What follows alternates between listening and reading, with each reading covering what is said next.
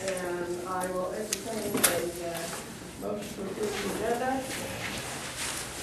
I move to approve the agenda. I will second said movement. All those in favor? Okay, I understand, unless something changed, we do not have minutes from last meeting. No. Okay, so we'll, Eventually I'll catch up. we will, put those on hold. Okay, old business. And for this, I basically have to rely on Tad. We had one person show up at our last meeting who was a property owner for the split lots along Ildrick Road, south of Eastern Trail. And that person basically seemed to say, do whatever you want, but mostly was happy with putting the lot on R4. Right. And then, did you hear from I heard for two other people. two other people? Okay. One said it didn't matter, Okay. and one said R4. How far it is? I think we'll die. But I mean, it wasn't a big, I expected a stampede to R1, and I didn't see one so far. I haven't heard from Phil, quite honestly. Okay. I meant to consult him at the selectmen's meeting, but we were engaged in other things, but I haven't heard from him. Well, considering where his property is, Yes, this little chunk right in here, even if he decided that R1 was the way to go, that leaves all of the larger lots still. So, I mean, we can let this ride a little longer, a little longer, but not much. not much, because I have to be able to do the map Right. before June.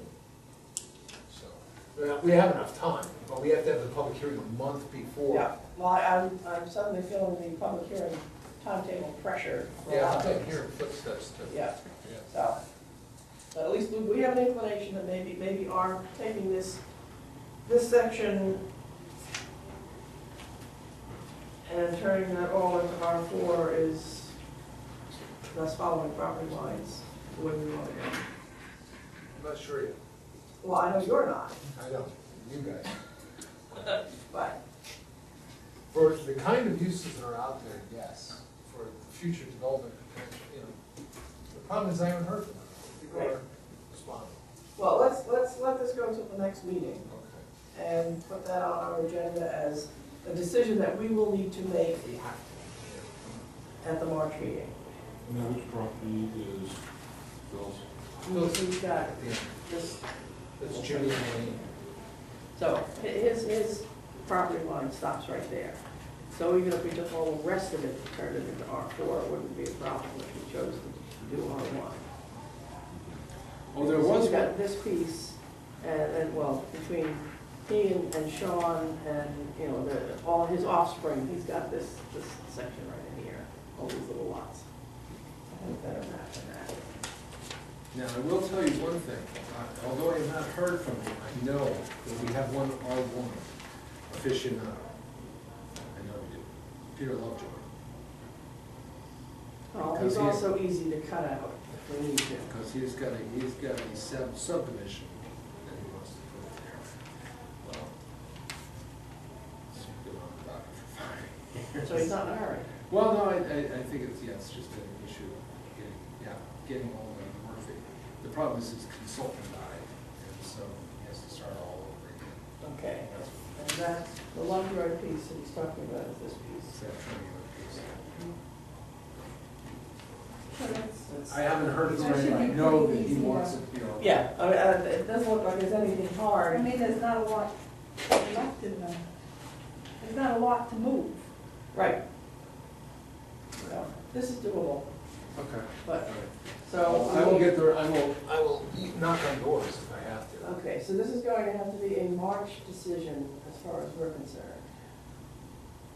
So. But I would still prefer to have input to as many people as we can. Okay. Now, last meeting, we started a very simple discussion of the Rural Conservation District, formerly known as R4. And it got it was a very interesting discussion, but shall we say beyond description. And we were the decision at the end of the day was everybody go home and think about this. So hopefully everybody went home and thought about it. What I had done was taken what's in the B and C section and typed it up, double spaced. And I have more copies here, so you'll need one. And anybody who can't locate their copy at this point, that was the double spaced one for composite language.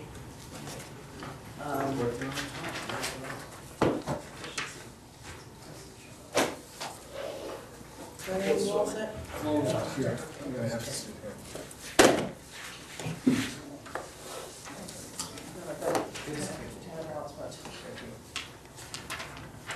Anyway, this is what the current comp plan says, and we got into a discussion once again of rural character.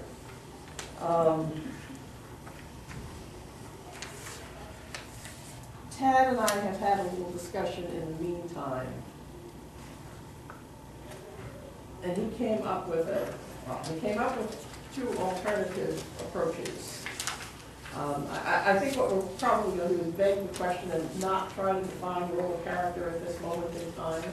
But in addition to the two alternatives, he also came up with some information from Nantucket, which had, different landscapes, similar issues. So I think at this moment, it might make sense just to turn this over to Tad and let him pontificate, as he does so well, about some of the options, because that's really what we ended up looking for last time. What are the options? We were talking about, having positive incentives, carrots for people to keep the land, open and rural, quote unquote, even though we're not necessarily defining that, and easing up on the restrictive things that were in the comp plan. And that was where we kind of, we stalled out. What are the options? So Tad has come up with some. Yes, some. Let me try. I have them on the board, but they're in front of you, so it kind of makes no sense to run that board. I think the issue, really, that we've been struggling with for a long time is exactly what Donna said. What is rural character in rural? And there's many things to many people. It's cultural, it's historical, it's visual, it's environmental, it's a whole bunch of things. But I think what it really boils down to is it's a sense of elbow, it's a sense of space, of not seeing your neighbors, or seeing your neighbors, but having your own kind of space, and going along with the roads and byways here, and having a sense of openness, whether it's trees, fields, or houses that are far away from each other, but it's a sense of spatial openness, and that's part of it. When I say spatial, it also includes the forest. The forest close in and they cut our views off, but we have a feeling that we're in an area that's not heavily developed. A lot of times we've talked about rural character in Arundel as always being agriculture. Everything's got to be agricultural, all the buildings have to be agricultural. And although we have great heritage of that here, and we celebrate that, we don't think that's the only thing that we consider to be home. It's that sense of openness, and none of kind of, we bounce that off of each other. At least that's the perception that we're going with here. The sense that we have open pastures, that we have undeveloped woods, that we don't see each other. We have a sense that we're not a veteran community. So the question is, how do we do that? Because our zoning promotes that community development. And it's antithetical to what we're trying to achieve. And it's not just what we're trying to achieve, it's what previous comp plan committees have been trying to achieve, what previous planning boards have been trying to achieve, and which we received a confirmation when the Chesapeake Group did their survey. And I think once again, rural character, the sense of Arundel being a special place, came through once again. It's a theme that traverses every demographic group. It comes with old timers. It comes with the newbies and the new transplants that have come here. It comes with the retirees and the young families, that sense that this place is different. We have that sense of openness. So how do we deal with it? How do we preserve that openness and so that we don't overdevelop or lose that, whatever that sense of openness, that special thing that is Arundel. Well, we're not going to be doing it in certain sections of town, as I said. R1 is going to be a high density area. R2, the same sort of thing. R4, which is probably misnamed, we called it the rural conservation zone. It's more than half the town. We've also extended it down to, we have a section of it in the south, we have most of it in the west, in the north. And how do we deal, we have a lot of open space, a lot of undeveloped lands there, a lot of open pasture, that's where most of our farming is, although we have some along River Road, and along Log Cabin Road, most of our farm lands, our hay fields, our active dairy farms are all in the R4 district, are all in the west of the northwest of town. So, what do we do out there? We know that the 3-acre zone isn't working, as we've all discussed. You know, we can point to various parcels, we won't, that just seem to have houses plunked in them. How do we preserve land, or how do we preserve that sense of openness in this district? And one of the things that I think we've discussed before, I think everybody's mulled before, is the concept of large lot zoning. Well, that's one way of thinking. We talked about 10-acre zoning. And there was a group cringe when we said 10-acre zoning, because that is a major, although that would preserve some openness at the same time, that can cause some real problems for property owners who want, and they would have some future plans for their property. And currently it's zoned at 3 acres.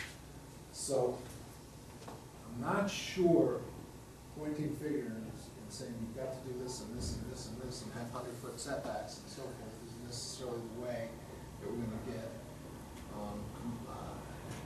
people excited about making changes to the ordinances that would result in some preservation of open space. So we talked about incentive zoning.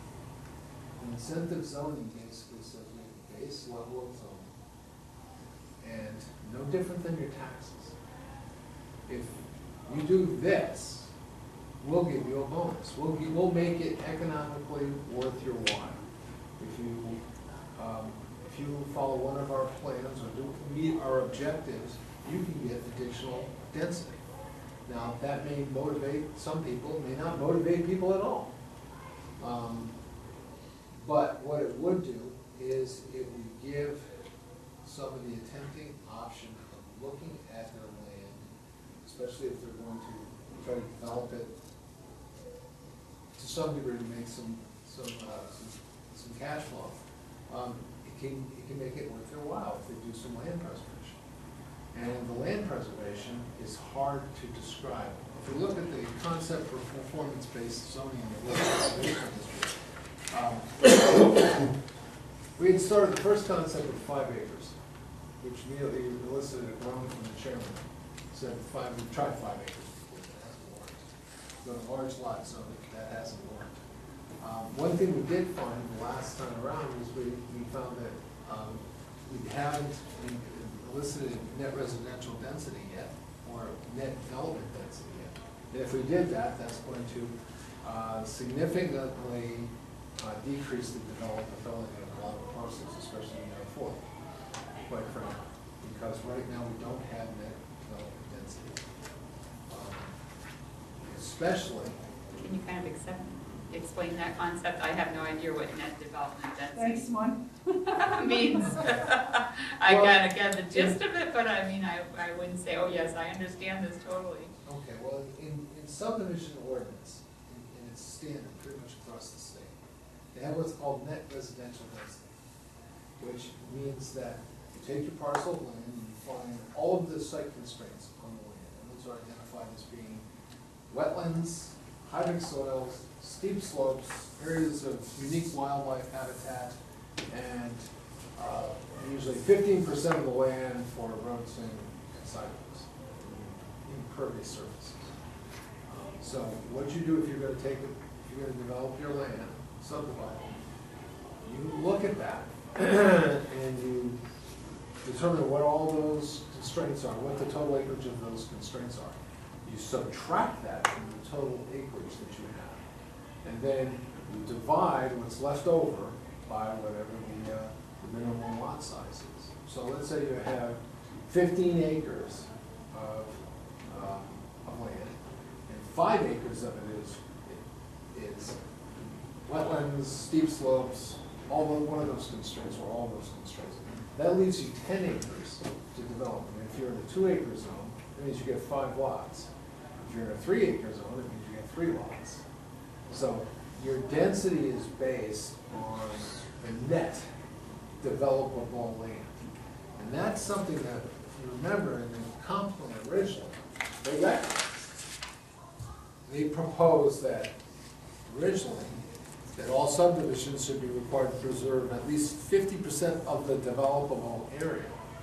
So in that situation, their tactic was basically, if you did your net residential density there, and you had only 10 acres you could develop. Their plan was, okay, now you're gonna put half of that developable area into open space. You're not gonna develop that. So if you had 2-acre zoning and you have 5 acres, now you're only gonna get 2.5 acres for 2 acres, or 2 lots. And if you're 3 acres, you're gonna get 1 lot. So it's a real serious taking issue. And I think that'll cause more problems than anything if we were to do that. But the net residential density, or what I call net development density, and I call it net development density because it shouldn't just apply, it doesn't just apply to residential subdivisions. Because remember, a residential subdivision is defined by the state a certain way, and there are exemptions to it, including family divisions and dividing one lot out every 5 years. You can do that.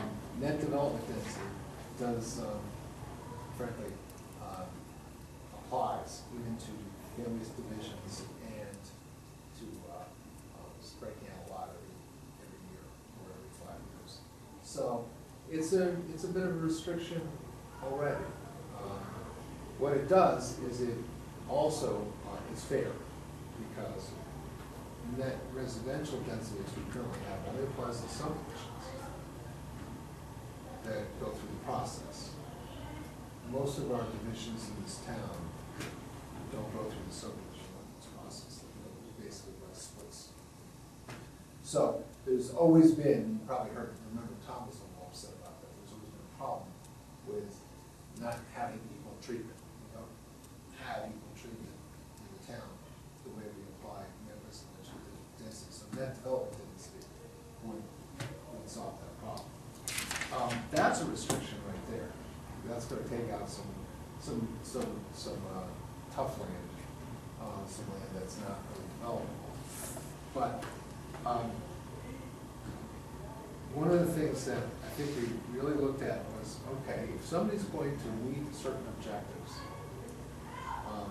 so that they create that sense of open space, they should get some additional density that net residential density or net development density takes away. And that would be based on a number of different things. The first, if you look at your bonus density table, you see if we start off with 5 acres, the density bonus that you could get would be 3 acres. And that would be a qualitative thing that the planning board would have to do in working with the developer or working with the people on where they site the buildings on the property. And that deals with using topography or existing vegetation stands so that the houses or the project that you're putting in there is not visible from public ways and public property. Why public? Well, because that's usually how most of us see the town. We drive around the town on roads. We have some trails, usually there's snowmobile trails, but most of us find our perception of the town basically comes from going on public ways. So this is focused on the public way, not generally, but just what can you see from the road. So in a sense, it's very visual. depends on what you consider that sense of wilderness. So you can get a reduction, you can get that big bonus if you just develop, site the development within the folds of the land or behind vegetation, so you can't see it.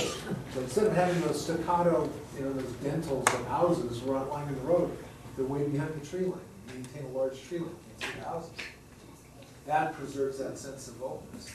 And instead of just requiring you to do it, which is what our ordinance currently says, and it's never been enforced, this gives you an incentive to do it.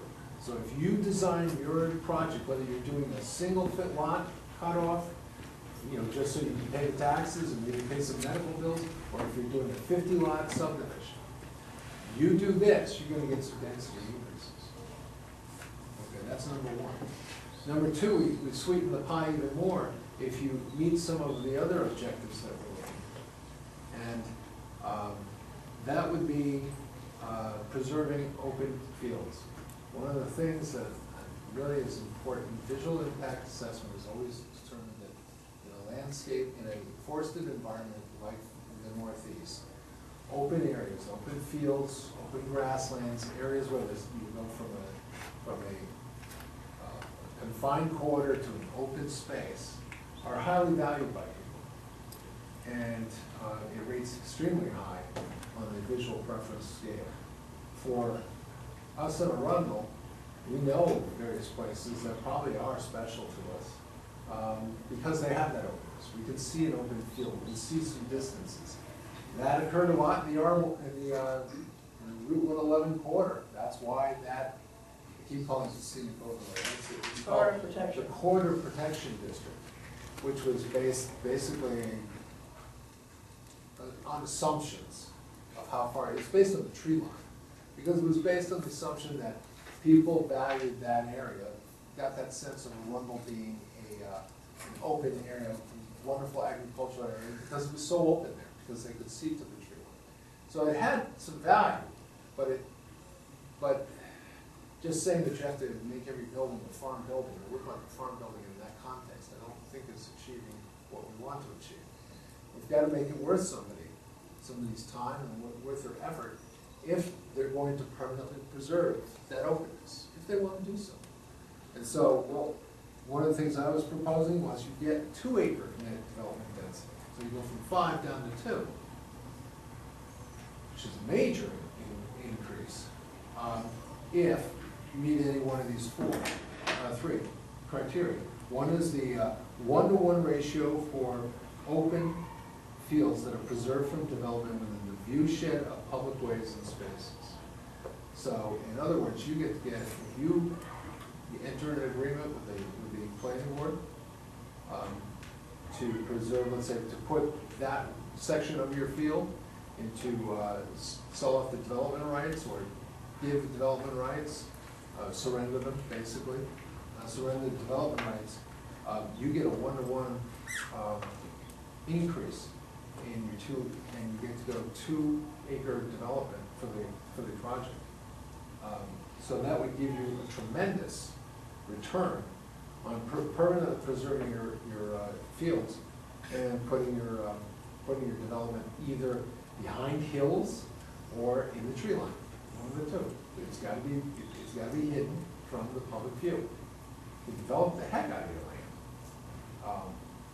But if you want to get that increased density, you can do that by essentially doing this, preserving that upfront portion. The second would be if you preserve 25% of the developable land, not 50%, but 25% of that land in contiguous block, not in little threads, but in a contiguous block of land, then you can get this 2 acre density increase. And the other one would be a 1-to-1 ratio for preservation of agricultural soils of statewide and local significance. Now, we only have a few places that have statewide significant soils. We have no prime ag soils in the town that has been identified by the Maine Department of Agriculture. But we do have a number of soils that are of statewide significance, and they can come, or excuse me, local significance. They come in pockets, and they come in swaths. We know there's a lot of them out at Bell's Farm, in that area.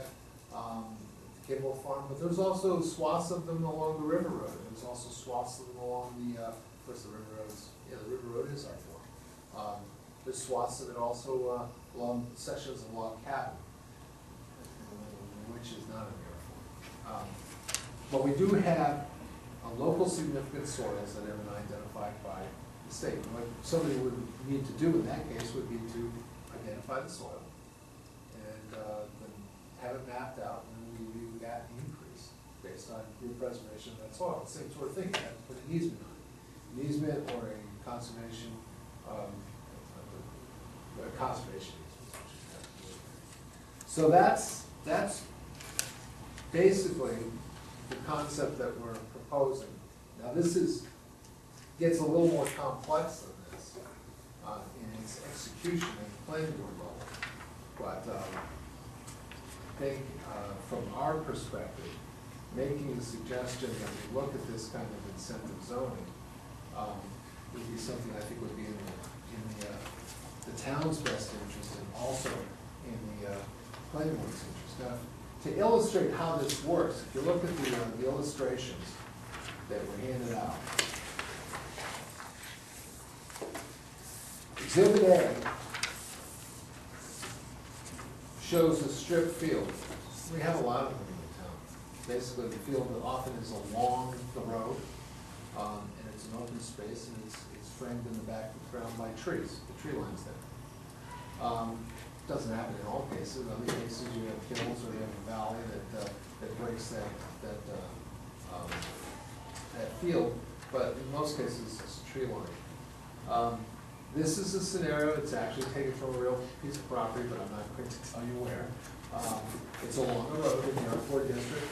And you'll see in Exhibit A, that's what the field looks like. It's along the road, it's an open space, it gives a sense of visual openness for people who are going along there, along the road. And for residents, obviously, that's part of the openness we talk about in Rome. We go to Exhibit B. And this is a standard subdivision that you would do on this particular parcel, which is only 10 acres, by the way. This is not a big parcel. This is a 10-acre parcel. Given our current zoning ordinance, unless you want to build a road, which wouldn't make much sense, and I'm assuming also that you have there's no constraints on this parcel. This particular parcel actually doesn't really have it, that's way in the back. So there's no net residential density loss. But this is a standard subdivision, meeting our standard for frontage and area. This is a 3-lot. These are 3 lots. 2 of the lots have frontage on the road, and the third in the back is an estate lot. That's something that came up in 2010 to deal with these kind of problems. That's just a driveway. And that enables that back lot to be developed without having to build a road. But you see what happens up front.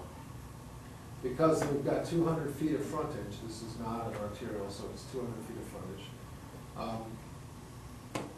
Easiest way to develop this is to put 2 houses along the road in that field, in those fields. So now that field has 2 basic houses in it. And we have a 3rd house in the back. So we've lost that field as an open space. That field has 2 houses. Exhibit C uses the principles of the incentive zoning. Essentially, what happens is this drops the lots down to 2-acre net residential density. They also get to, they have 5 lots they can get by going down to 2-acre residential density because they've agreed to preserve the field in the front. So they put a conservation easement on that field. The back portion behind the tree line can be developed. Net residential density in there is 5 lots. They can go to a cluster development on our ordinance here, because those are actually 1-acre lots back there. Those are actually 1.5-acre lots. They don't have to meet the 2 acre. So in this particular scenario, you have 2 acres that you can get, but you can get 5 lots. So you go from 3 to 5 lots, which increases your developability on this property. It delivers a return for the property owner, and at the same time meets the town goal of preserving that open space field. Is So this is a practical application of how this could work. Now, Donna had mentioned that 5 acres would be too much, and the second alternative too uses the existing 3, in which we just drop it down to 1 acre and 2 acres. Get a little worried about 1 acre and the soils in the R4 district, but, you know. That would, you might run into some problems with that, but to have that kind of, we need that kind of incentive, we need that kind of increase in development potential on the property in order to achieve the larger goal of preserving that sense of openness in the R4 district. Now, this is one scenario. I tried a scenario of doing percentages. It got too darn complex. It really, I didn't want to read it. I got confused by it. You do this percentage, you get a percentage of this, and it just is, I can see the planning board shaking their heads. This is pretty easy stuff. It's a simple formula. Here's your net development density. You know, if you do this, you get to increase it by, 30%, you have to increase it by double. Pretty much what it boils down to. So this is the simplest method that I can come up with. I think where it gets a little interesting is the, when we get into the, no, that's right, I got rid of that. If you look at the Nantucket thing, we don't have to look at it now, but one of the things that Nantucket shares, and some of these ideas came from what they did, and some of their ideas didn't work. But Nantucket is kind of very similar to us from the standpoint of they're not very hilly, except for the moraine section in the middle. They were under a lot of pressure to develop their agricultural lands in their outwash areas, which are open. In the sense in Nantucket, they had the same issue of openness. Openness was important in Nantucket. And houses were springing up like weeds, just like we see it sometimes along some of the back roads. So what they had done was they'd come up with some standards to make people nestle the buildings into the folds of the land. So the ridge lines were below the tops of the hills. Now that's a tough thing. It can be done, but I'm not sure our planning board would be up to it. I think it might be a little difficult to enforce on a consistent basis. So I had one that was going on that basis too, where we had a requirement that you had to meet that standard of ensuring that the buildings were not necessarily was on a hill if they were in the open and were down below the ridge of the land. But I just found that was going to be a little tough to enforce on a consistent basis. So I don't have a tremendous number of alternatives for you. This is the best one that I think I could drum up, given some of the alternatives. But what I would recommend to you folks to do is, it's not bad reading. Go through the Nantucket stuff and you'll find that they share some of the same issues that we share. Trying not to be overrun by the development. And I think lose that sense of openness and wildness that defines their area. They have the same kind of problems defining what makes it so special as sometimes we do too. But, so this is the incentive zoning that we're proposing. I guess the question would be, A, do you like the concept? And B, what's the threshold acreage that we should use?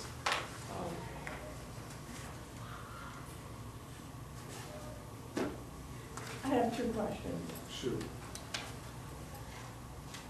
One of the things we discussed last time was the concept of having minimum 10-acre lots within a development as another alternative. Would this be compatible with that, or does it preclude that?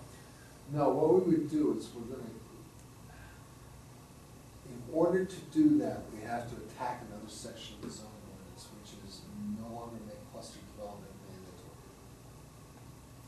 That's going to be a hard sell to the planning board. Well, not if we put it in the comp plan. They have to entertain the concept. I just wanted to know if this approach would make the 10-acre lot development impossible to do, or if you could do either one. You do either one. Okay. That I was, like, yeah.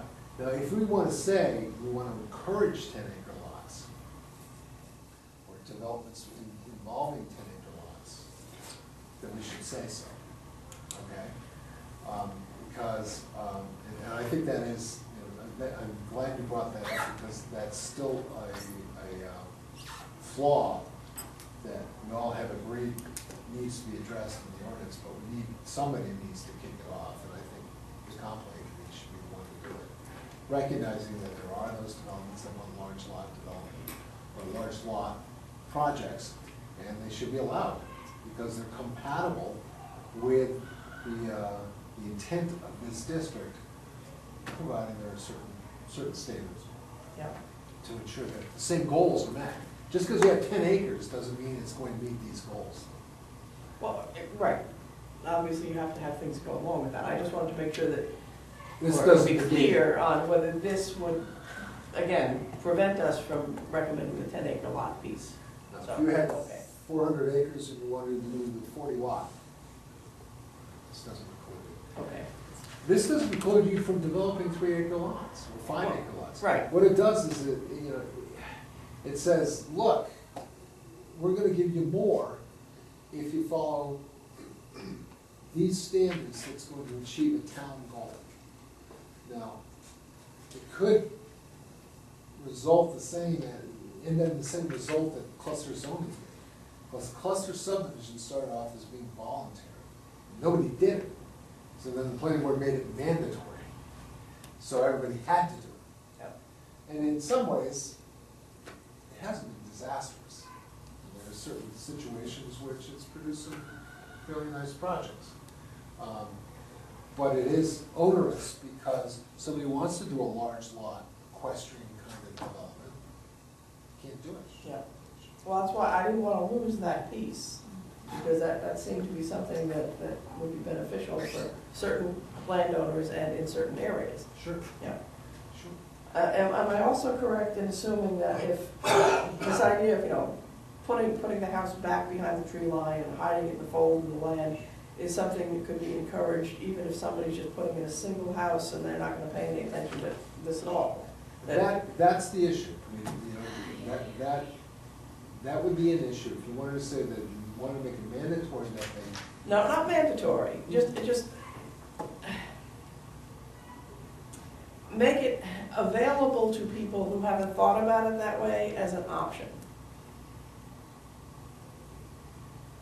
We're running a design service. Which I don't mind. I kind I of don't think that's what mind the that at comp all. plan ends up being. But, all right, that was just a question. My other previous, one of the two questions was,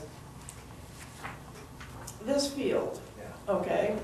Now, I've bought into this concept and I've now developed this. And I still have this field. And in 20 years, why is that field not covered with trees? What's gonna keep that open? Well, that would be part of the conservation easement, wouldn't it? Well, that's my question, Yeah. because it doesn't take long to have a field grow up into trees if nobody's mowing it on an annual or semi-annual basis. I agree. And, So, or at least, you know, scrub and junk. yeah, I would agree. That's not very attractive, I've seen fields like And that. I agree with you on that. There would have to be some sort of maintenance provision provided with that. And I'm thinking of the folks down at the corner of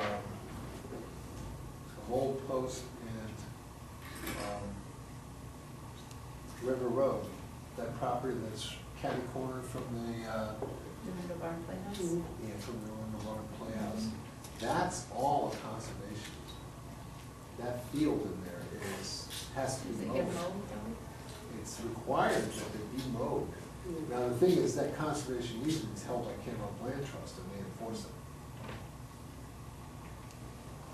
And because I've talked to the owner, because I talked to the owner about maybe rezoning it for business purposes, which he said, I'm stuck. I wasn't the guy who did this, you know, the guy before me that I bought the land with. So that would be the section as you're starting down River Road, yeah. on the left-hand side. That open area, the big open area, between the road and then the house that's farther down on But that's one of those examples, and there is a provision, because he gave me the conservation easement to read, because I wanted to see if there's loopholes. It's All ironclad, right, so- and he's required mowing.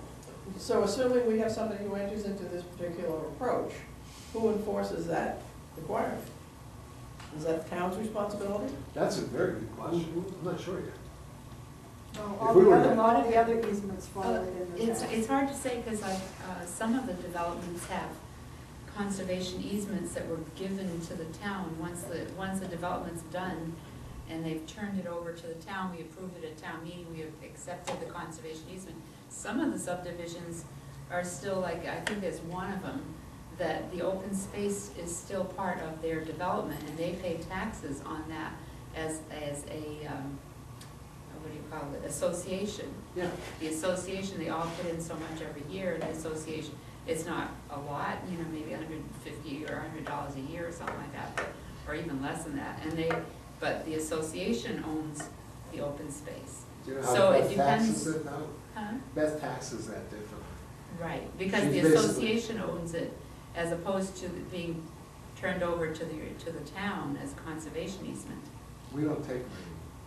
What happens, we don't take money. I mean, I've got a project up at Arundel Woods, which, we're not taking that open space. It stays with the association.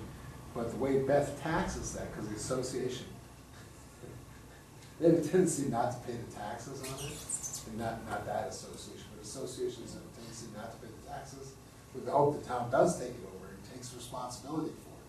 So what Beth does is she takes the taxes for the entire open space area, and divides it up among the property owners. So it's apportioned to each property owner that way. And that's the way we avoid getting stuck with land we don't want, that also happens to have infrastructure that has to be maintained, like detention ponds. And also any maintenance or liability issues are not shouldered by the town. Because we certainly don't want to have liability insurance covering some of these projects. It's just not in our best interest.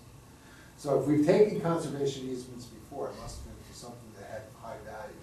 In most of these cases, these subdivisions that have the donut of land around them, And they low that's my value. question, because on that first one with the 5 acres, you say 25% of the land that is preserved in contiguous blocks of open space. That donut is contiguous. That's right. So That's is where the that- planning, but see, this is discretionary. Planning board can say, no, that's not acceptable. But you're not defining that it's a, But I haven't, you know. this is a concept here, Right, this okay. isn't the ordinance. Okay, This is because the concept. when you look at the donut, that's a contiguous lot.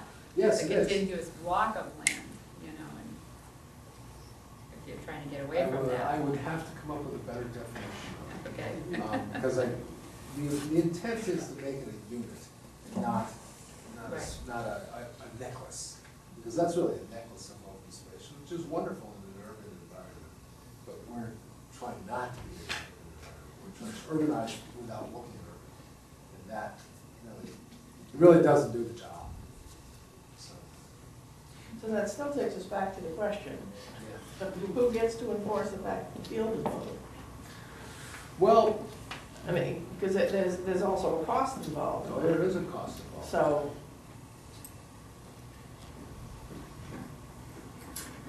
That becomes, that's an enforcement issue. Yeah. That would be enforcement. But if it's not mowed, then there'll just be a wooded Right. view. But it's there for, Well, well, I mean, not and really, I'm not sometimes saying it's just tall grasses, Yeah. that's right around the corner from me. Yeah. I mean, there's not No necessarily trees. anything wrong with that. Well, eventually there'll be trees, Yes, because there's a there will be natural trees. succession of Yeah, vegetation that But moves it's in. pretty ugly when And- you look at it, just the way it is getting there. Well, you and I can have an argument sometime. My question really revolves around, if that is supposed to be preserved as a field Mm. ad nauseum, then who's going to be responsible for enforcing that? If it is simply open space that can be anything, you know, if it's allowed to go through natural succession and go through shrubs and trees and what have you, then that's fine, then you don't need that enforcement piece. But I think we would need to be clear about that, obviously. We would, whatever that would be agreements. something we would have to work out. I mean, if it's a field of any substance and value, number one, it should have some economic value for hay purposes. Not necessarily. If it's big enough, it would be. Well, Sure. Is that one, that's probably one, that's probably. It has to be close enough to make it feasible, because there's more than just hay. You have to be able to get fertilizer there, you have to. Right. There's a whole, it's No, not I just can chop take and done. a ton of fields in my neighborhood that used to be hay fields that are no longer hay fields because nobody cares about them. Some of them get mowed, some of them do not. Right. Well, then, then we would have to explore other options on it. I mean, I know that Kennebunk Land Trust does have parcels of land that they have conservation easements on River Road that they maintain, or they contract somebody to go out and cut. There's 2 parcels there that. Yeah. But then they also have to be willing to accept the conservation easement. That's true. And that costs money, Yes, it does. because they're not gonna just take it and then pay to maintain it without something in their pockets. No, So- and involve a developer in that, and that makes the development more complex and makes them so that they're just gonna take the regular lots, cut it up and go. Well, maybe, maybe not, it depends upon the potential. I Yeah, don't the mean to units, derail the entire conversation here with this. I don't think you derailed it, you I- asked a legitimate question. I like the concept, but I think the planning board is going to have to be very meticulous in watching those fine points. Otherwise, as good a concept as it is, it's not necessarily going to accomplish what it's intended to accomplish. Again, unless we're willing to settle for open space being anything. And that might be fine with me and not so fine with Ray, and that's okay too. You know, Yeah, depends. I mean, just, I think what we want to try to accomplish though is open space being anything, I don't think is what Arundel residents necessarily identify as being unique in Arundel. Oh, I agree with you. I think it's open fields they like, as most people do, open vistas that they like. Especially when you come out through a quarter and then through a quarter and to an open. It's the variety and the sequence of it. And so, if we just had a quarter of just trees, I think the value is. Oh, we get an arch nicely. You find me a shiny something I could do. That would help on road wear, because we have to pay it when we plow so much. They have the power outages. I mean, I don't understand, if you have the bonus densities there and you're going to apply for that, then you could put it in there that they have to maintain. Right. I mean, that's why you're It's a getting. negotiation. That's why you're getting it, you know, It's so, a negotiation. that could be part of it. Yes, That was I- excellent, yeah, who I is agree gonna with do you. that? Very good point. But if you want that, then you have to do this, you have to maintain it. And that's why we're looking at such high density bonuses. You know, the other tripwire in this is, can the land support that kind of intensity? Some sections of the R4 district may just not be able to handle it when they go out.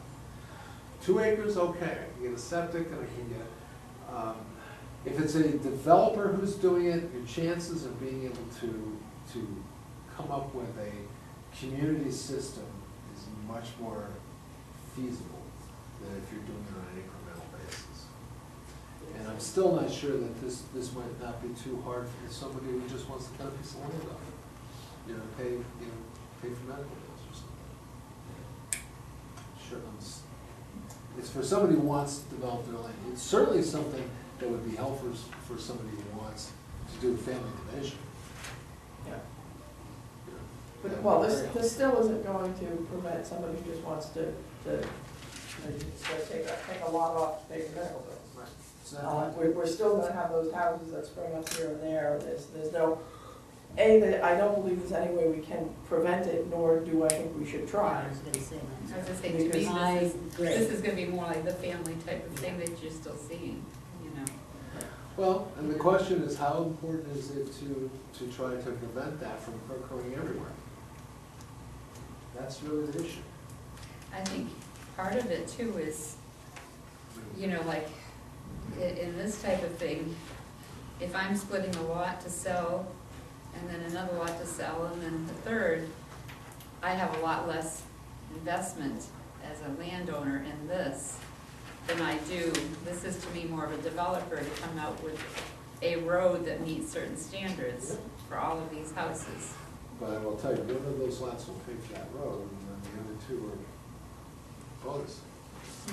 One of the lots will pay for the road, the other one's a complete bonus. Right, but I'm just thinking on the average landowner that's just, like you say, breaking some off for a medical bill or for a child and then another child later on or something. Then the only thing I could do is do some of the standards that, which is why I gave you the Nantucket stuff to take a look at, is start saying, well, okay, we're gonna regulate your house location. Yeah. No. Well, what incentives can we put together that would make somebody want to talk to us about where, maybe throwing, finding that parcel of land and putting it in the tree line, or putting it on the edge of the field instead of the middle of the field? I mean, what kind of incentives would, think of yourselves as property owners, what incentive would, I'm cutting off a lot for a medical reason, and what incentive would make me want to put a caveat in that, in my deed, in the deed that I'm going to sell this land, that the trees, that the house has got to be over on the tree line, or in the tree line, or not directly on the road, not directly in the front view? I mean, what kind of incentive would make you care about that? If a piece of land gets split off like that, do we have any flexibility at all in how much the piece that's split off is evaluated at for tax purposes? I don't think so, John. No, it's a good point. It's a good idea, I mean, it'd be wonderful, but it's very systematized Is it? methodology to ensure that there's Fair. equitability, Otherwise, I mean, it used to be, I mean, if this was 40 years ago, I'd say, yeah, we can do that. Because all of the tax records are in the back of the first selectman's station wagon, Yeah.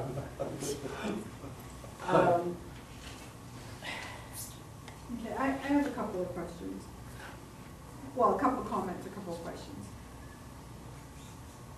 I don't see the 10-acre lot as being this, because I really like to, if someone wanted to build a 10-acre lot subdivision, I don't care what area they want to put it in.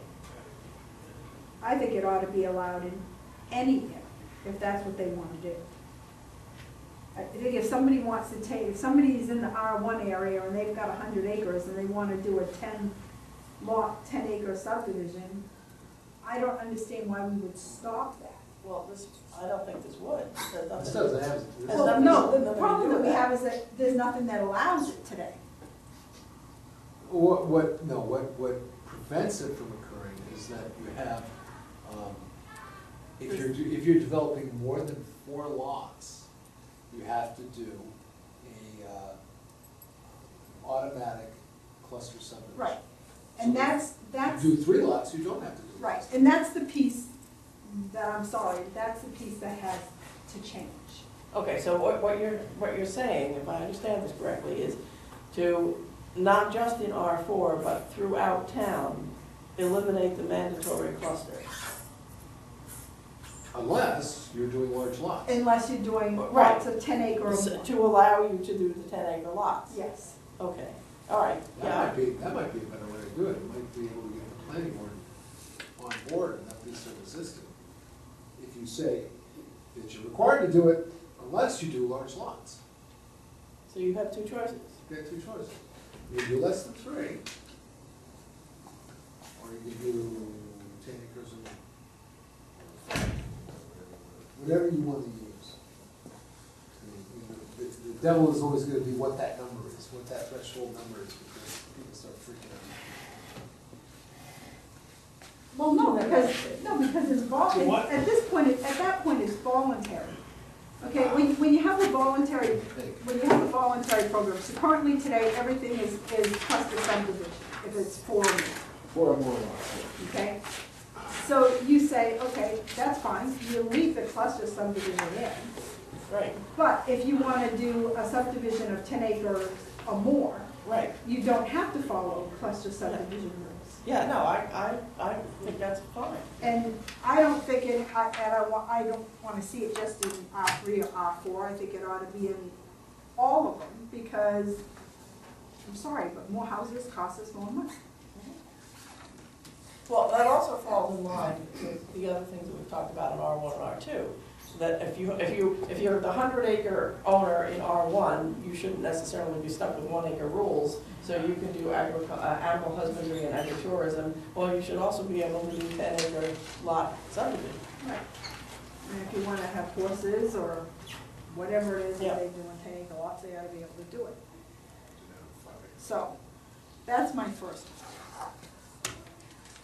This one here is kind of a hard sell for me, but part of it is because of the way this is written and knowing a lot of this land.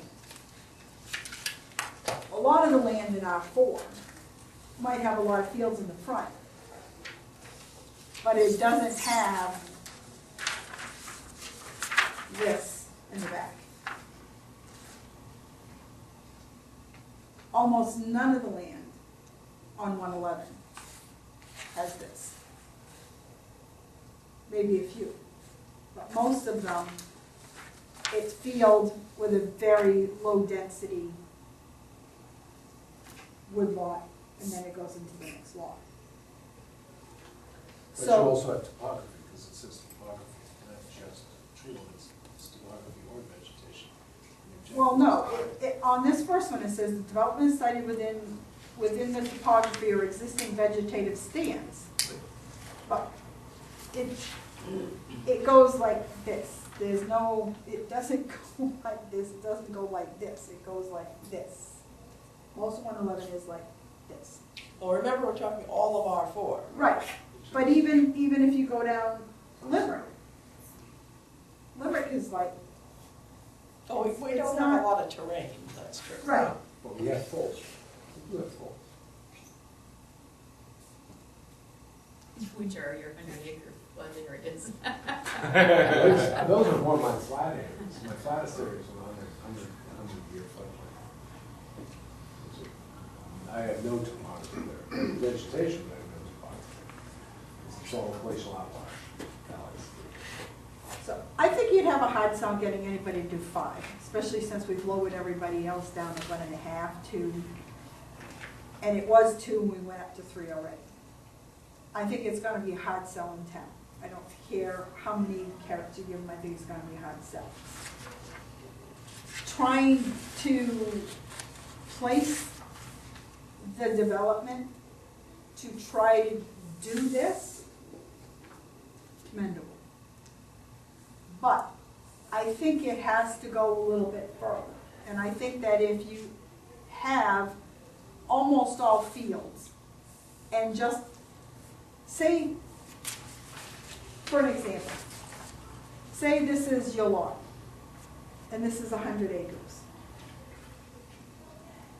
If you could get them to put the road down here and put most of the houses up against the back lot and preserve most of the fields. So you're basically saying have an incredibly large setback, so that you still have most of the open field in front. Or word it in a fashion that says that the houses need to be, not make it mandatory for everybody, No, it's just. behind the trees, but kind of like embedded into the tree line. Into like, right, into the furthermost part to make it so that more of it's, because I don't like making people, including myself, and I'm just gonna be honest. I didn't like the 50%, I'm not sure I like the 25%. You don't If have- it's preserved and it still stays mine, that's one thing. I don't like preserving it to give it to somebody else.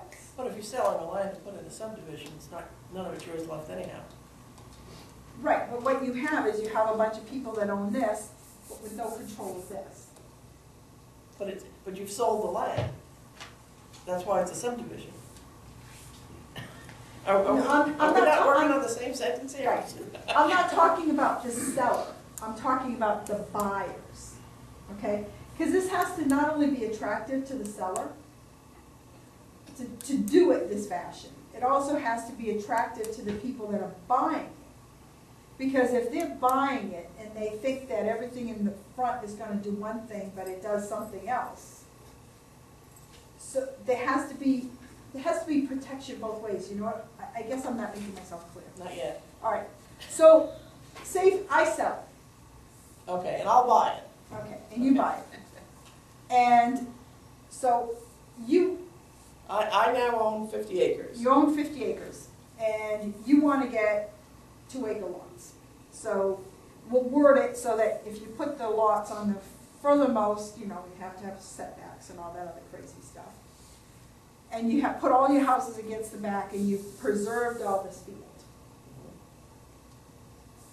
Now, these people all have this field. So all these buyers are coming in and they're going, okay, you bought it, you're developing it, what are you gonna do with that field out front of us? Nothing. Stays Okay. field.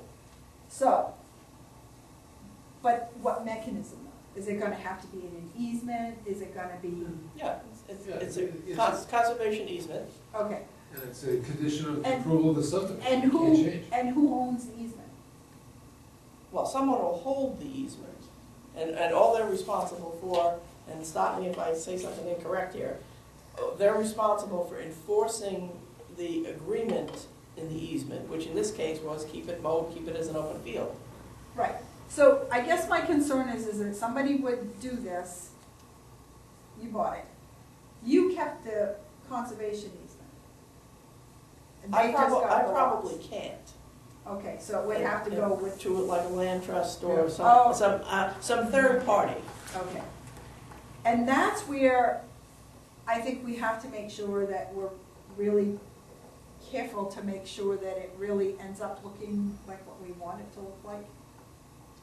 So if there's a conservation easement that it really does go someplace, it really does have, Well, that was the point I made before about enforcement.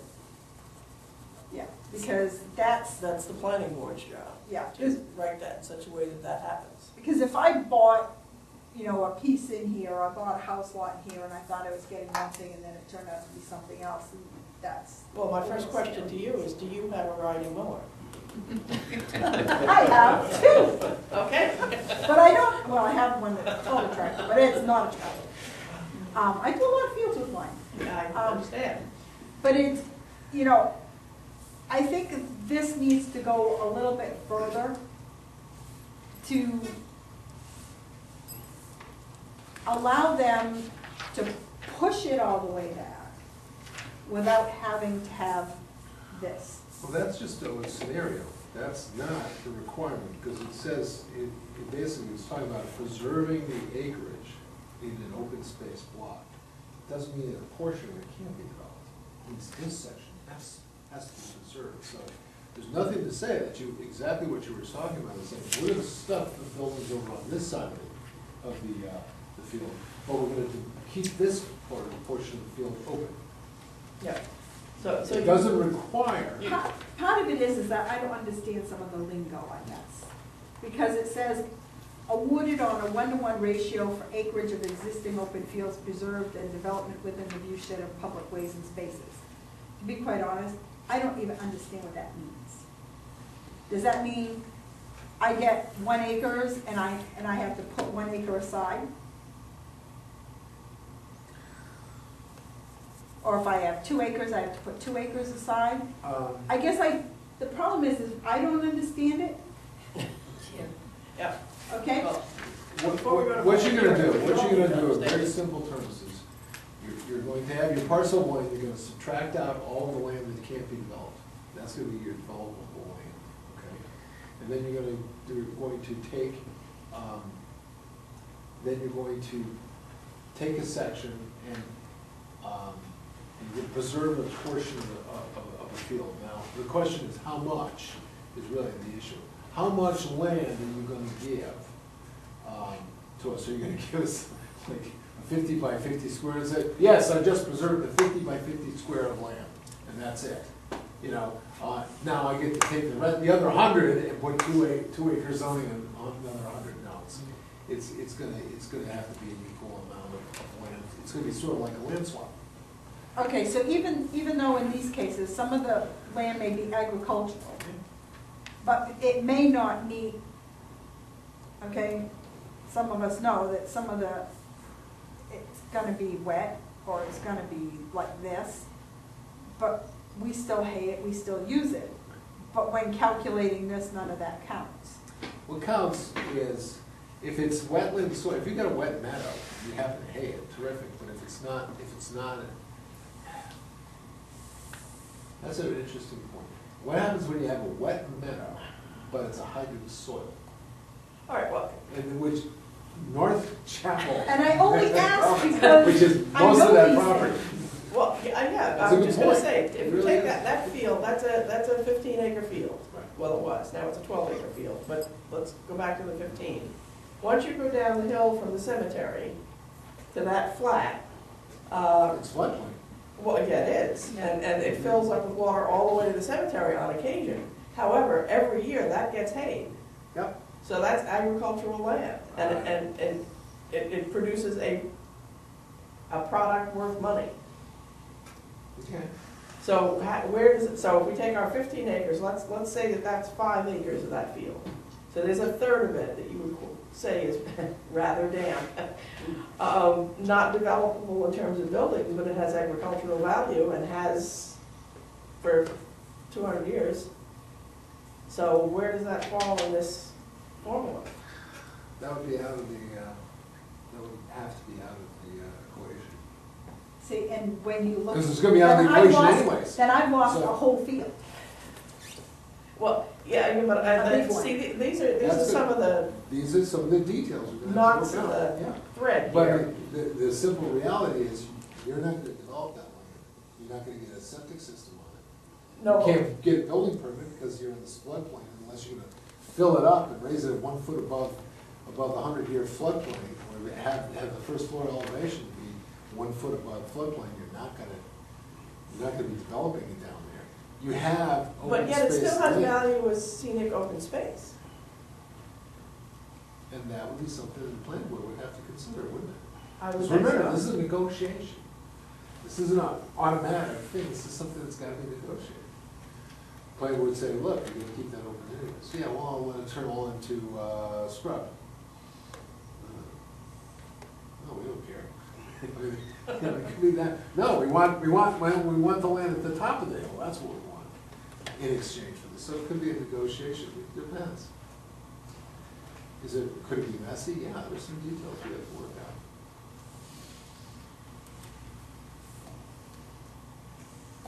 Your land is problematic. I think you've It's got not the just worst- hers. Well, you've got the same problem? I Yours is all have, hydric? I have a whole, well, actually, you can't even see it from 111. I have a whole field. Well, if I can't see it from 111, I don't care. It's It's not part of the issue anymore. Because remember, it's visible. Diane. The top of it is. If I can't use the bottom, then I'll just chop off the top. And that's what we're trying to avoid. See, that's the whole problem. Well, what we're trying to do is we're limiting ourselves in visibility from That's what I public thought. roads. Yeah. Right. So We're location. gonna give up on the other stuff because it's just gonna be too hard. So we're gonna create a rural character from the roads. Or from public lands. Because what See it else? from the road, I guess it depends on what part of the road. I mean, you can see it from the road, it just depends on what season it is. I mean, every parcel's gonna end up being different for, Exactly. yeah, all sorts of variables are gonna kick in here. But I think it behooves us to kind of troubleshoot most of the obvious problems. Sure. Let the planning board pick up the rest of it. Which Danik is looking at best concerned. You on the planning board to get into negotiations? Well, and that's why I feel that it needs to be, it's something that has to be like, it has to be some kind of formula, it has to be written. It has to be written, it can't be willy-nilly, because then it's gonna become the good old boy network and we're gonna find ourselves in court. Yeah. Yeah. Because you Make it can't more treat specific. two property owners different, you can't negotiate with both of them and treat You them. really got, you gotta standards of some sort. Yeah, we'll have to get a little more specific. Okay, let's, And Uh, it's the same, this is like TDR. well, yeah. This is like TDR. And whatever, if we continue along the lines and have any kind of a TDR program, I would suggest that we set up a mirror set of standards for the two. So if it doesn't qualify here, it doesn't qualify there either, or vice versa. Yeah, well, the whole idea of TDR is determining what has value, what land has value. Right.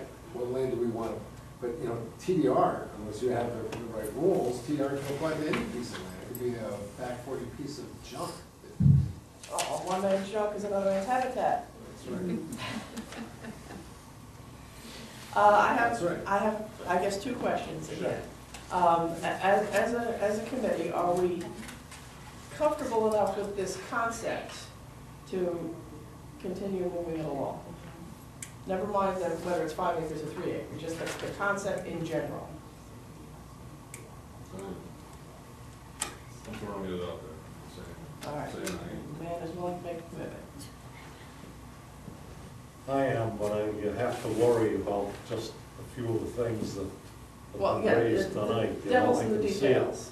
Yeah, working, I can see we're getting into a nightmare scenario, we're trying to cover all. well, I guess my question is, we're gonna take this concept and just toss it tonight, or are we willing to pursue it and see if we can? No, I think it's worth pursuing somewhat.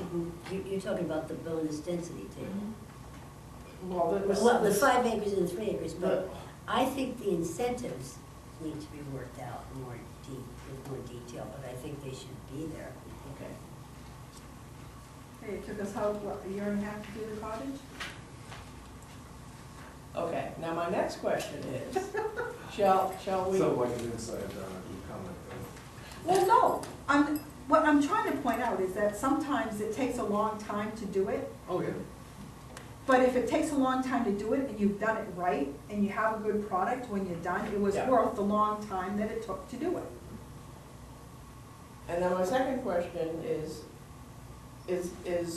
increasing for R4 from 3 acres to 5 acres a saleable concept? I mean, I've already expressed to Tad, when he talked to me about it, initially I said, 5 acres isn't going to fly, because people are going to perceive it as we are taking something away from them, even though that's not the intent, but that's how it's going to be perceived.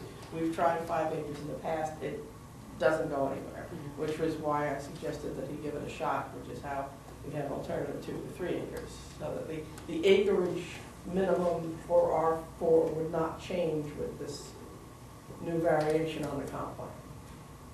You know, throwing myself on the sword, I'm saying 3 acres. Yeah, I agree.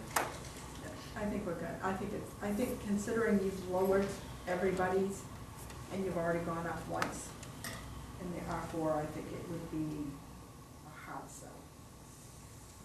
It was a hard sell trying to do it for someone, I don't think, and not in the economy, I don't think you're gonna do it. So we have consensus on the fact 5 acres is, On fire over there.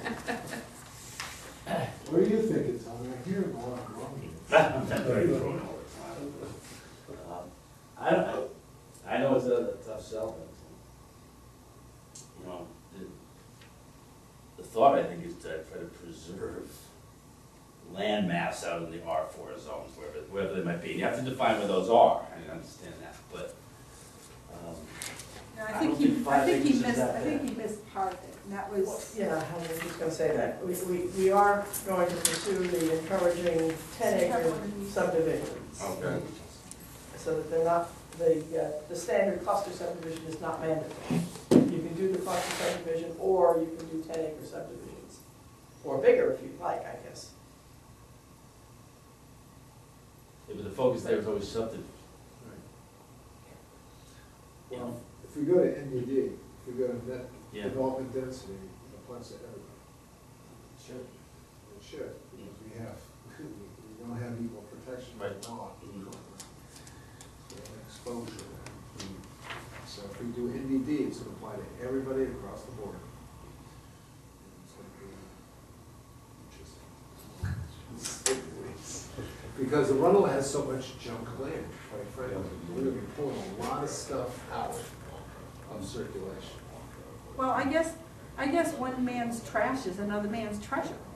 You know, and we have to be very careful about that too. I mean, I'm not completely sold on that either, because if you take a look at some of the other land, I mean, some people would say, you know, it's junk, but it's great to grow things, it's great to have fields, it might be good to grow trees.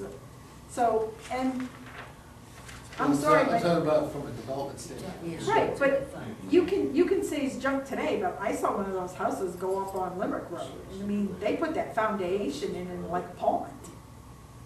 That's probably because there's no, that development, that city requirements for a single lot. There should be, I mean, that could render some lots under, Wouldn't that have to pass town meeting? Put those standards in? The thing is, we have those standards already, we just don't apply them to everybody. That's a civil rights issue. They're written in our land use regulations Right, today? they are. for subdivision, For subdivision, and they're in the zoning ordinance. Right, but only for subdivision. Only Right. for subdivisions. Planning board approved subdivision. right. So if you wanted to do it across town, then you would have to change your land use regulations. Yeah. And once again, hard sell for an individual person with an individual lot, because then you could potentially make their lot useless and unable to build on. The town's gotta think about all sorts of legal liability, because we don't enforce the law equally on all types of land transfer, land creations. We will be challenged at some point. Because see, the problem is the zoning ordinance, if you're exempt from subdivision standards, you're not exempt from zoning ordinance. And, just because you don't have to go through the process doesn't mean you don't have to follow minimum standards for that community. And right now, we have a loophole that enables one group of people to have rights that another group of people can't have. And that's the danger. But we've done that in all of our zoning, because you've got some people with 1 acre that don't have the same thing as people that have 3 acres. So, all of the zoning things, I mean, are, Well, it's not that, you can have zones based on goals for pieces of land, but you can't create one set of rules for one group of people in the same location and another set of rules for a different group of people for the same location. It's not a locational thing, it's a class thing. And I don't think you can. So in other words, like if I have a lot and I wanna put 20 houses on a 100-acre lot or something like that, and if I come up and I wanna do it all at once, then I have to do it by planning board with a subdivision, cluster subdivision. if you sell 1 5 But if I lot. sell off 2 acres or 2 lots every, is it 5 years or Yes, 5 something years. like that, I can just build a road and just sell off 2 lots and 2 lots and 2 lots and wait. Or sell them all off to my family and, you know, and then. But you don't have to have the same kind of Review. environmental regulation on you that the person who does it, all at once has to have.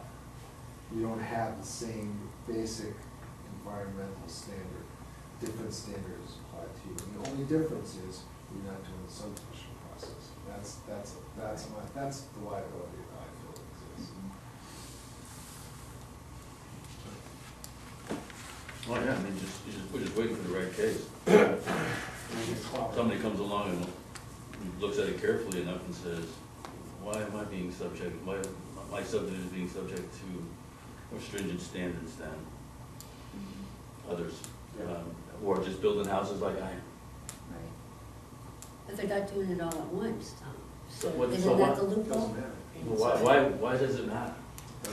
But we've had some subdivisions, I think Laurel Lane is one of them, where, I could turn around and if I have, like I sell it to my daughter, my daughter-in-law, my son-in-law, and I could do like 20 lot subdivision right there, say between family members, and I don't come under the cluster subdivision because they're family. Yeah. So I think that's where if a Well- developer. That and the turned- environmental regulations. Yeah, Well, it's never a Exactly. subdivision if you just do one lot at a time. It is a subdivision. Subdivision is a division of land. I mean, is there a plan, do you have to have a subdivision plan? I mean, yeah, help me out here. You should, because we've got so many people who don't. do They have come to to. me and say, bail me out. I said, don't think you have to. can't help You you." I know, don't think you have to though. I Say- think if you own 100 acres and you wanna split off a 3-acre lot, I think all you have to do is split off that 3 acres. You But you don't have have to to- have a plan. you have to make it so that it's, you can get access to it, right? Right. You have to meet all the Yes. zoning standards, that's the point, you have to meet all the zoning standards, you're not exempt from the standards, you're only exempt from going to the planning board.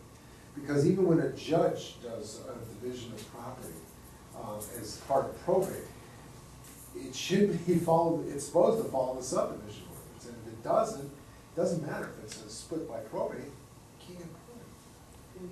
Donna, one of the other things that we'd wanna look at with this too is to make sure that the setbacks, the side, front, and back setbacks don't end up impacting the current ones, because the ones in all of our 4 are more front, backs. I know it says if it's not on a main arterial, but I don't know how that falls if you, Well, yeah, I think that's something that the planning board's gonna have to wrestle with, but before they get to that point, we need to do some language for R4, because right now we don't have any. Well, we have some, but it's terrible. So I was gonna suggest that perhaps we back up to that piece. That was the one that I had double spaced, that was the composite of what we have. If you don't have that with you, I'll have another copy of that. This is the composite of what is currently in the comp plan. And I double spaced it because I knew we were gonna write all over it. Okay.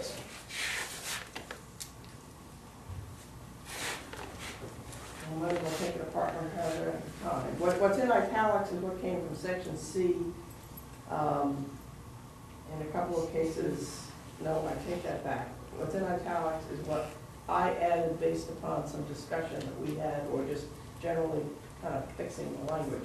So rural conservation designation is intended to preserve the rural nature of those areas of the community that are still largely rural in character, even though we don't know what that means, by significantly limiting development while accommodating traditional working rural activities and preserving open space.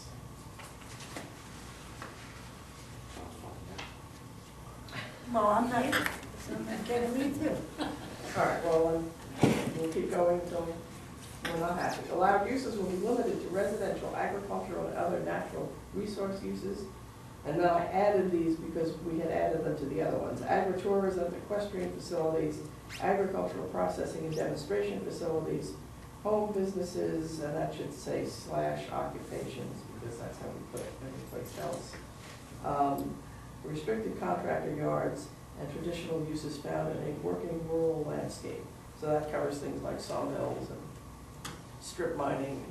okay, and I know that you guys don't wanna look at that first paragraph, but. No, go ahead. But you can't leave that first paragraph the way it is and say that you want to look at something like this, because they're not the same. So, This is saying significantly limiting development, but here, you're just, you're limiting where the development is going. You're not limiting the development, you're limiting what part of the property they're using to preserve your open space and to preserve your fields. I think the problem you're having with the first paragraph is that our intention is significantly limiting development, but we haven't found a way to do that. Where your argument's going to come in is in the fourth paragraph. Okay.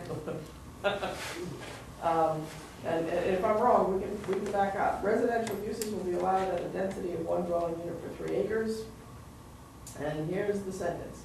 All subdivisions should be required to preserve at least 50% of the developable area as open space. I think we've all agreed that needs to go away. We don't do it today. Right. You're not, I will tell you right now, I've lived in this town long enough, I've been here 34 years. If you put something in the land use regulations that would actually do this, they won't get passed. What if we eliminated the phrase,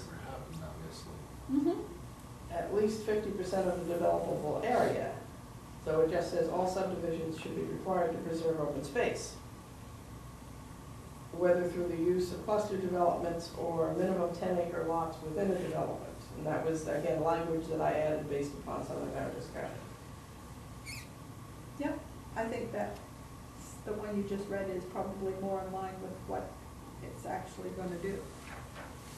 So just eliminate, and there was a typo there, it says as least, it should be at least, eliminate the word at least 50% of the developable area as. So all subdivisions should be required to preserve open space. Tell you that when you say a minimum of 10-acre lots, that immediately tells me that seems to be contradict what our minimum lot size is. Well, we need to perhaps rephrase that, within a development. So how do we fix that? I still don't know exactly. Well, no, it's part of whether the use of clustered developments or minimum 10-acre lots within a development. Well, I think that's something that. It's kind of two separate things. It's two separate things, really is. Because That's why it says or. Well, I think part of what it does is that that. mean? What does that mean? I mean, minimum 10-acre lots. I mean, that tells me that you want minimum 10-acre lots out there. Right, when you're doing a minimum 10-acre lot, you're probably not gonna have preservation of open space. Well, no, because you've got 10-acre lots. That is your open space preservation. So you've got a building on a 10-acre lot as opposed to the rest of the district where you have a building on 3-acre lots. Okay, I see where you're coming.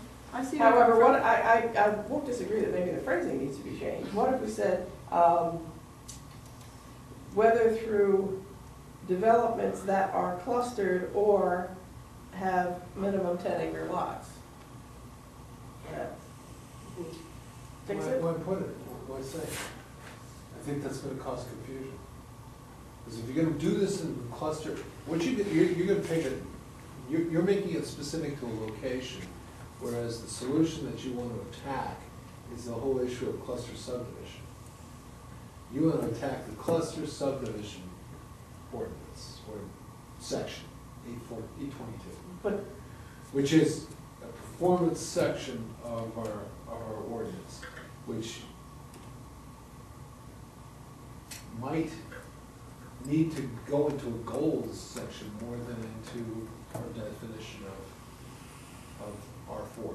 I see this as kind of two paragraphs. I see the subdivisions as with the preserving and the open space as one, and then stating that we'll continue to do cluster subdivisions for whatever that minimum is, or 10-acre lots. And then whatever else we should decide to use as a mechanism. I don't see that there's a huge problem with it, the way it's written. Well, it's just, Looks it's pretty confusing to me. straightforward. It means, the reason why I'm objecting to, I know what the intent is. The intent is we're encouraging large lots. Maybe we should say, we encourage large lot development, instead of saying 10 acre. We can put in the goals section a requirement that cluster subdivision being changed to have an exemption for lots of 10 acres or more. You know, that lots created are 10 acres or more, they're exempt from the cluster subdivision. We can put that in the goals section. But I'm not The sure. goals don't always get looked at. right. I think, you know, I don't know, I just. Well, think- obviously, this doesn't get looked at either because Yeah. nobody's ever done the 50% and all goes taking. But they, As a they will be taking. looking at it this time. Okay, Donna, if we took this and said whether through the use of cluster developments or through, Set their zone. or by waiving cluster develop, or cluster subdivisions, or whatever you wanna call them. When, you know what I'm saying, when there's a minimum 10-acre lot, there's something here that just doesn't quite. Well, putting in incentive zoning. Because incentive zoning could be, when I wrote, it also could be an exemption to the cluster subdivision ordinance that says you don't have to do this if you're doing lots over 10 acres. If you're doing property, if you're creating lots that are 10 acres or more in size, you're exempt from clustering. My only concern with that, I don't wanna lose that piece in the shuffle. Yeah. I agree. Because when we're all dead, if it's not written somewhere, Right. it won't exist. Mhm. I'm counting on this being written next year. Because I've been counting on doing this 3 years ago. Well,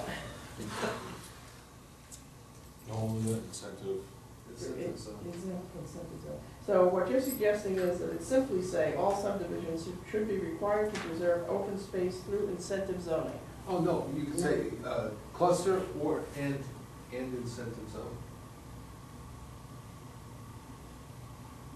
See, I would, incentive zoning doesn't tell me anything. No, Well, unless you knew what cluster subdivision was, we know that. So we're just not used to the term incentive zone. And why do we call them cluster developments here when they're cluster subdivisions? Good question. Should they both say the same thing? Well, because here's a question, here's a hint. What if we, whether through the use of cluster? Development doesn't necessarily, I mean, we had talked earlier about the potential of looking at other kind of uses that would be a clustered use in some of these larger parcels, including age-restricted housing, which we've never done it anymore. Seems to have been lost in the shuffle. I don't know if that's still on the table. It doesn't sound like it is. well, it's in R1 and R2. And, well, we haven't discussed uses in R4 at all. We're just trying to describe the place for starters. Yeah, it wouldn't work there anyways, because that's 3 acres only. You can't do a cluster with 3 acres only. Just doesn't work. If the goal is here is to encourage cluster development, because we want to preserve the open space. Then why, and I agree with you, I don't think you put 10-acre lots out there as against, because this is going in the zoning ordinance. So I think you just have to put in parentheses, accepting those subdivisions that have lots in excess of 10 acres. So it's just not whether you're gonna use cluster zoning, parentheses, except in those circumstances where the lots are in excess of 10 acres. Okay, that works. Okay. Or you can put all three of them, Donna. You could put cluster developments, comma, large acre lot or 10-acre lots within a development that are non-cluster developments or non-cluster subdivisions. You can't have two minimum lot sizes, you just got, the only way to do this, I think, is to exempt 10-acre lots from having to meet the cluster standards. Okay. Rather than saying we got a minimum lot size. You got Yeah. two minimum lot sizes, Yeah, that no, will, right, and that's confusing. Right. And- But you're gonna do that town-wide. Right, and then What? add But that they're other looking one at that doing that you. town-wide. do we want to? Accepting those lots Exempting, that have in excess of 10 acres. cluster, cluster subdivision for created lots that are more than 10 acres in size. Okay. So it would apply in R1, it would apply in the R2, or RC. So, but if Tom's phrase works here, then it can also work there. So We once can do that. once we get it down, we can put it in multiple places. Transplant it everywhere. Okay, so Paste. what you're suggesting it say is, preserve open space through the use of clustered developments, and then in parentheses, say it again, please. With Accepting accepting those those that have an excess of 10 subdivisions acres. that have lots in excess of 10 acres, lots in excess of 10. Accepting those, and you were both talking at the same time, so I lost Okay. accepting those developments? Those subdivisions Subdivision. containing lots in excess of 10 acres each or something. Okay. Subdivision isn't always necessarily residential. Right. I'm assuming it is, but it isn't. And then we'd have to find a way to add this in if we decided to do something like this. I would put an incentive zoning, it doesn't have to be this, but it would be, require the planning board to look at an incentive zoning. Right. So you'd kind of have three things. You'd have your cluster, your, I think it'd be cluster and incentive zoning, because the 10-acre exemption's already in the cluster. That's what Tom did, he put it in parentheses, so it's part of the cluster. okay, so it's two things. One is two-part, because it's either a cluster or minimum 10-acre lots, or, what's the other one called? Incentive zone. Incentive zone. Incentive zone. Triple spacing. Sorry. Once they were other incentive zoning mechanisms, but that's not exactly what I'm looking for. Or the use of other, Approaches? Something like that, Concepts? rather than just say incentive zoning, I think it's intending. Yeah, I agree. There's something else It gotta needs be- another word. Yes. Yeah, incentive zoning Concepts. concepts? Yeah, something like that. Or Because there are a variety, Applications. there are a variety of them that could be used. Others, this Yeah, is the only, Right. this is the one on its own, you've got to see one that It's makes multi-syllabic, more it makes it sense sound like than- we know what they're This is saying. Exactly, exactly. You're right, I mean, the list of criteria you're gonna have to come up with. Yeah. Pretty tough. Okay, so now it's applications, Because you're right? I think so. All right, let's wander through the sentence one more time. All subdivisions should be required to preserve open space through the use of clustered developments, excepting those subdivisions containing lots in excess of 10 acres, or incentive zoning applications. Or other. Other incentive zoning applications. Or other. No sentence too long, Peter. No. We have Is that comma? 6 left. Yeah. No, it's not a comma, but, it was period. And then but, that, not written in there, but. We got rid of a bad paragraph. We got a solution. Yes. It's there. Okay, now, next sentence. I think we ought to put one word. All I'm right, gonna we have to wanna wait finish the this next tonight. 7 minutes. Consideration should be given to preservation of open space as a means of supporting visual aspects, forestry and agricultural uses, as well as habitat protection, recognizing that transitions, quote-unquote edges, are particularly significant. How about visual quality instead of visual aspects? Like it? Where's that visual quality? I assume you don't mean bad visual quality? No. Okay.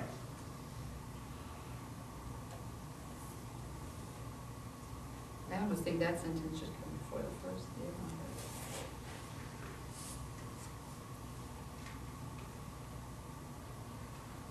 I'd have to agree.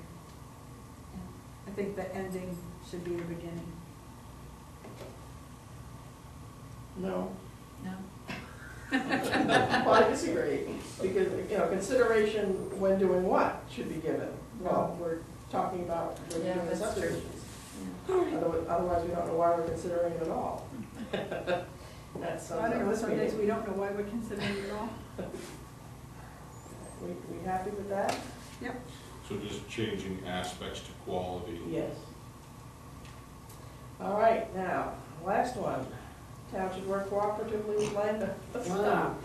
Town should work cooperatively with landowners within these areas to permanently restrict their land from development, including providing information to qualifying landowners regarding programs such as tree growth and farmland and open space. But eligible instead of qualifying, so we don't have qualifying in two. Yeah. So eligible landowners.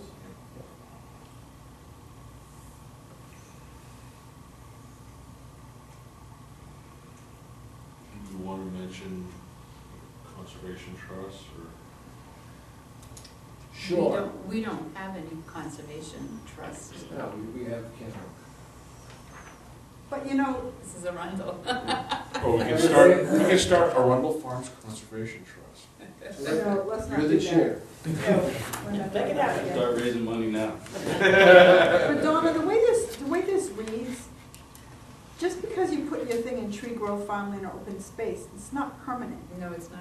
Well, no, it isn't, but it's a mechanism for forestalling the inevitable. Okay. So So we should we put in take off permanently conservation. and put, or cooperative No, I don't like the landowners permanently to word. restrict their land? I think that, I think to some people, the permanently word is Shall we scary. get the word permanently out of there? To I restrict think the their goal land? should be to make it permanent, otherwise, you know, we're not succeeding, in doing what we want to do. And there are other mechanisms to restrict land, conservation easements, being one. Okay. Not just tree growth and farm and open space. Transfer of development Right, rights, yeah. Conservation easements, TDRs. TDRs. Did you hear who said that? Okay, just wanted to make sure you heard that. Um,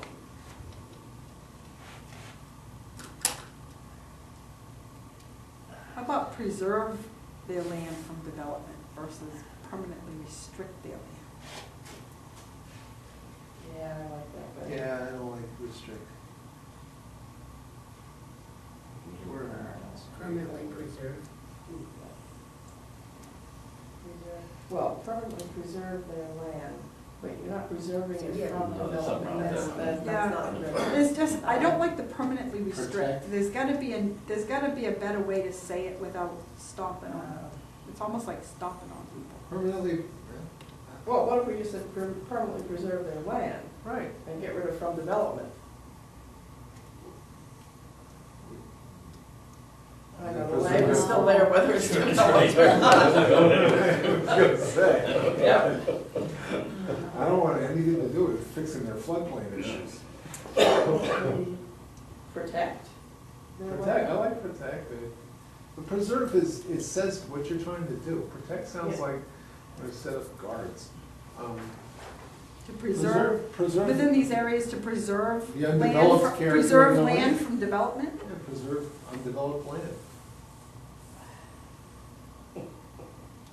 It doesn't mean it can't be logged, it's undeveloped. Permanently out. Cultural property within these areas to permanent preserve. Their undeveloped land, instead of taking from development. There is a, developed landworks through such mechanisms as conservation easements and TDRs. In addition, new sentence.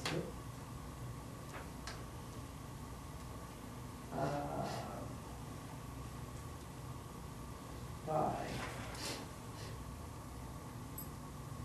Okay, in addition, I need a semicolon, but in addition, by providing information to eligible landowners regarding programs such as tree growth. So that gets that second part away from the word permanently. So permanently applies to conservation easements and TDRs. All right, let's try this from the top. we need a noun though. I don't We need a have- noun. I don't have it all. I think I've lost it along the way here. It's worse than fragmented, I believe. Well, that's true. Towns work cooperatively with landowners within these areas to permanently preserve their undeveloped land through such mechanisms as conservation easements and TDRs.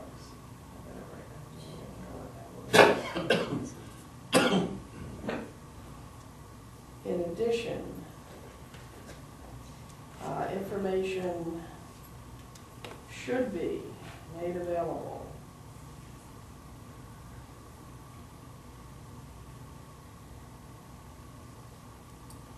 to to qualifying landowners, et cetera. Eligible by the town. Sorry, eligible, I'm right in front of me, I'm not reading it. Okay, so 2 sentences, there we go.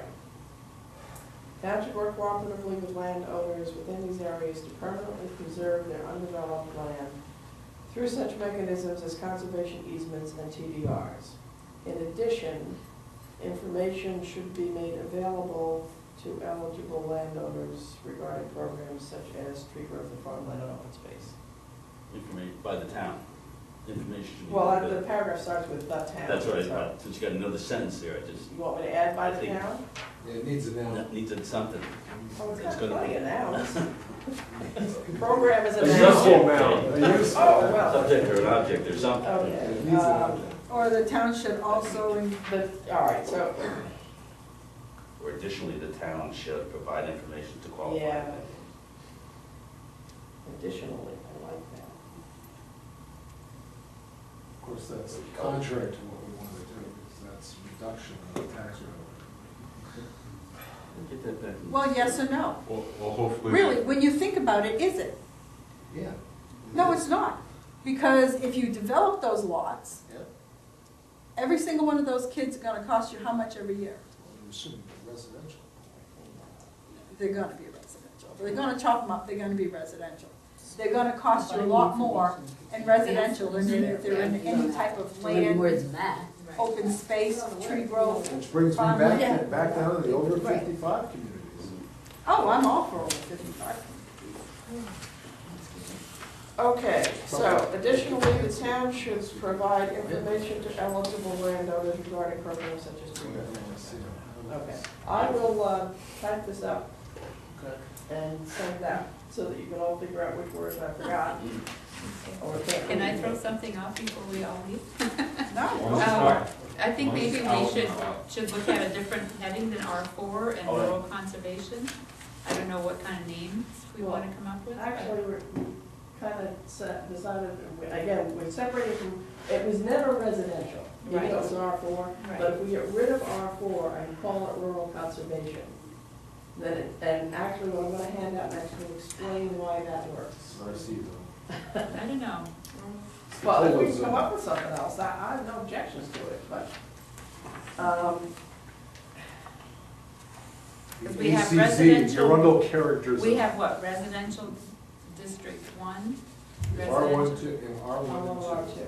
right, so what are we calling them, though? Residential district 1, residential district 2, Yep. Yeah. and then rural conservation? One's gonna be urban and one's gonna be super urban.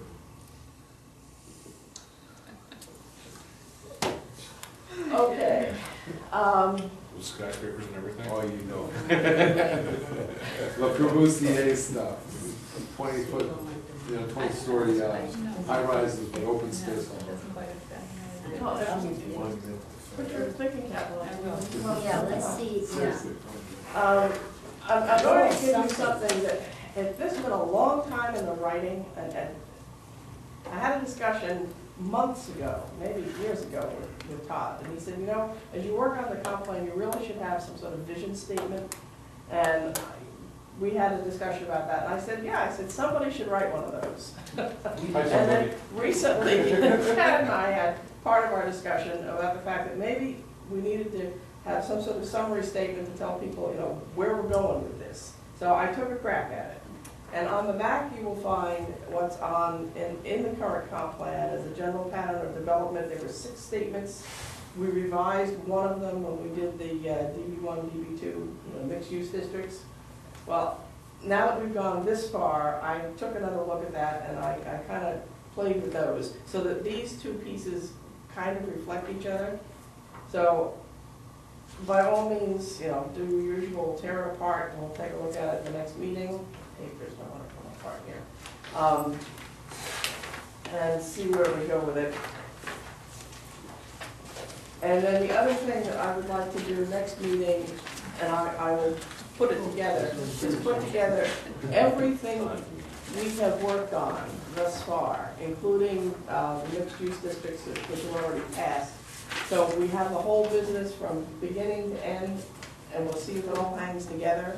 And that way we can see if we've missed something, if we've contradicted ourselves, if we need to, you know, maybe bring a couple pieces, like we were just discussing about that 10-acre lot thing in R1, R2. So that when we get to the point of changing the comp plan wording, we do the repeal and replace. We can pretty much, I think, get rid of all of sections B and C and just replace it with the stuff we've done, which will shorten it up and make it a lot more user-friendly. But, and then obviously we also have to look at potential uses for R4. So, anyway, see how this strikes you. Our next meeting date would be March 3rd. Ted, can I ask you a question? If you're doing 10-acre lots, so if you have a 100-acre lot and you want to do 10-acre lots, you still have to carve out all of the undevelopable property to cut it up into 10-acre lots? Oh, yeah. Oh, This is Arundel. We have lots of. some of you may not have this. Tad gave us these piles last time. These are the rural conservation uses. Oh, yeah. And also, well, you have it just for R1, but they're the same uses as in R2 anyway, so. I have one place. No big deal. So, I'm gonna try to look at those, and I've already been through it and done a little bit of editing, adding some things that we talked about. Yeah, I think this was what's in there now. Yeah, This Yeah. is, so, this like is what's going in the, agritourism Reformat. and equestrian facilities and all that kind of stuff, that's not in there, so. If you add those and then anything else you think of, and we'll review those next meeting and see where we are. Well, backing up from town meeting, if we're gonna have this stuff ready to go in June, we need to have a public hearing in May, which means that we need to have all of our ducks in a row by the end of April. so we need to have a public hearing in April. Because we have to have it a month before the selectmen Right, commit it to the, so they have to vote on it, and it has to be a month before. March 3rd, you said? or based upon last year, what? Say that It was, when they all came in and signed. Anyway, what I was driving at was, regardless of what that last minute schedule is, we may be looking at 2 meetings in March and or April to get this done. So, we'll discuss that on March 3rd and see where we need to go. Anything else? Because it's gonna be on the floor of town meeting, so it's not like a referendum vote, so the selectmen, unless it's something in the statutes, don't. Statute requirements, public hearing For I think I'd make up a one. how much, for what's the statutory requirement? It is 1 month prior to the vote, but, it's consideration, but in our system, we did it 1 month before we made the commitment Is that, to, pack up the stuff, you guys approved it. pack up stuff. Well, that's just, so we'll have it available Right, as an attachment as appendix to the warrant, but we only 27 days, right? right, 7 days, so it's 7 days, so it's, what, 37 days? 37 days. 37 days. It doesn't say 1 month, it says 30 days, so it's 37 days. That's the tripwire, that's the minimum that we have to have. And we also have, when the comp plan, we have to go through the policies and goals and clean up all those little odds and ends and make sure we don't miss any little tiny pieces. Now you're gonna change the map, too. Yeah. When I come down, 10th and 11th. So, So I guess, we have to know how we're gonna deal with our one, on the south, the west side of Wilmington. we'll make that decision next meeting. Right, so I can start looking at that. And then when we have a public hearing, all of those people show up and say, no, that's not what they want, you can check the map again. always what happens. Well, just cut to the chase at the beginning, they have 2 maps. Actually, you could hope that would happen at the public hearing, because usually it happens at town meeting. Okay. And then we have to go back and have another town. That, I reserve all options, I guess. Are you willing to entertain it? I am always willing to entertain at 9:09. I'll take a motion to, that we adjourn please. I'll second. All right, all those in favor? Jacket, coat, let's go. Those of you who don't